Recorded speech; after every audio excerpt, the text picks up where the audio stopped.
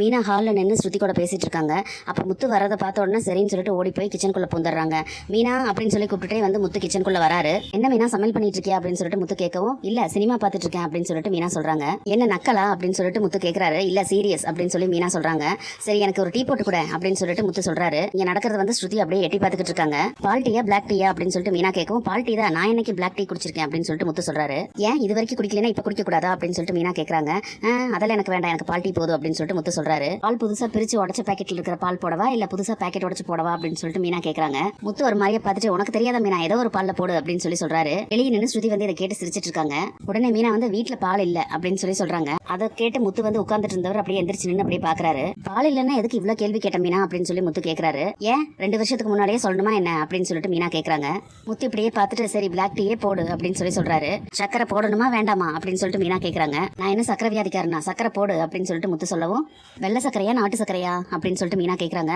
ஐயோ நாட்டு சக்கரையே போடு அப்படின்னு சொல்லி முத்து சொல்றாரு. இந்த நாட்டு சக்கரை நம்ம நாட்டு சக்கரையா வெளிநாட்டு சக்கரையா அப்படின்னு சொல்லிட்டு மீனா கேக்குறாங்க. ஐயோ உங்ககிட்ட போய் டீ கேட்டேன் பாரு, எனக்கு டீயே வேண்டாம் அப்படின்னு சொல்லிட்டு முத்து வந்து கிச்சன் விட்டு வெளியே போறாரு. ஏங்க சும்மா சொன்னாங்க நில்லுங்க அப்படின்னு சொல்லிட்டு கையை பிடிச்சி நிறுத்தி வைக்கிறாங்க. முத்து வந்து இப்படியே பார்த்துட்டு நிக்கிறாரு. ஏங்க நீங்க கேட்டு நான் எப்பங்க டீ போட்டு கொடுக்காம இருந்திருக்கேன் அப்படின்னு சொல்லிட்டு மீனா சொல்றாங்க. அதானே பார்த்தேன், என்னடா விரட்டுற மாதிரியே பேசுறாளேன்னு நினைச்சேன் அப்படின்னு சொல்லிட்டு முத்து மீனாவை பிடிச்சி இழுத்து கட்டி பிடிச்சி நிற்க வச்சுக்கிட்டு, இப்பெல்லாம் யார் எப்படி பேசுறாங்கன்னே தெரிய மாட்டேங்குது. ஆமா நீ எதுக்கு இப்படி பேசுன அப்படின்னு சொல்லி கேட்குறாரு. மீனா வந்து சிரிக்கிறாங்க. ஓ அதுவா, சும்மா உங்களை வெறுப்பேற்றி பார்க்கலான்னு சொல்லிட்டு தான் ஸ்ருதி இப்படிதான் ரவியை வெறுப்பேற்றி 1000 கேள்வி கேட்டு இது பண்ணியிருக்காங்க அப்படின்னு சொல்லிட்டு மீனா சொல்றாங்க. அதை கேட்டு வெளியே இருந்த ஸ்ருதி வந்து அப்படியே அதிர்ச்சி ஆகுறாங்க.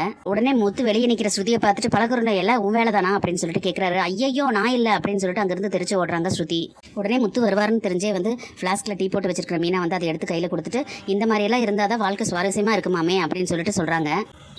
உங்க சுவாரஸ்யத்துக்கு எங்களை நீங்க வெறுப்பேத்தி பாக்குறீங்களா அப்படின்னு சொல்லிட்டு முத்து கேட்கிறாரு. இந்த மாதிரி பேசிக்கிறதும் நல்லா தானங்க இருக்குது அப்படின்னு சொல்லிட்டு மீனா கேட்கறாங்க. அப்படின்னு சொல்லிட்டு முத்து சொல்லவும், இந்த மாதிரி பேசுறது நல்லா இருக்குது இல்லைங்க அப்படின்னு சொல்லிட்டு மீனா கேட்கறாங்க. முத்து அப்படியே நோண்டிட்டே, நீங்க பேசுறத சொல்லல, டீ நல்லா இருக்குன்னு சொன்னேன் அப்படின்னு சொல்லி முத்து சொல்றாரு. போங்க அப்படின்னு சொல்லிட்டு மீனா வந்து முத்துவை தள்ளி விடுறாங்க.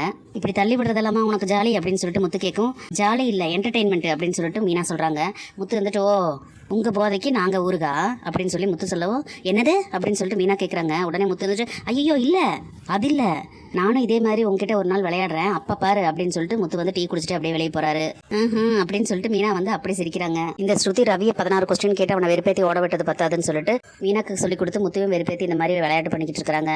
இனி என்னெல்லாம் நடக்க போகுதுன்னு சொல்லி நம்ம பொறுத்து வந்து பார்க்கலாம் ஃப்ரெண்ட்ஸ். நம்ம வீடியோ பிடிச்சிருந்தா லைக் பண்ணி சப்ஸ்கிரைப் பண்ணுங்க. தேங்க்யூ.